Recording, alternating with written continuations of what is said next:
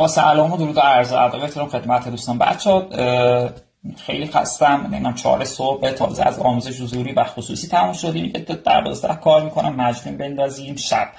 بچه‌ها این 2 روز رو تا 2 آوریل که حالا به خاطر اعمال تعرفه ها و اینا بگم فقط اعمال تعرفه ها توسط ترامپ نیستش که باعث اصلاح بازار شده، در حال دلیل دیگه هستش که من نوشتم اینا رو براتون پستش کنم که متاسفانه وقت نشد و فقط اینو میتونم بهتون بگم که بچه‌ها این 2 روز رو مواظب سرمایه هاتون باشید.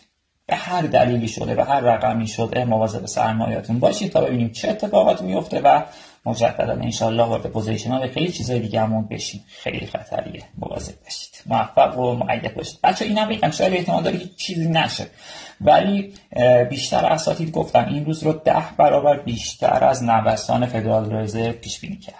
مواظب سرمایه هاتون باشید. شب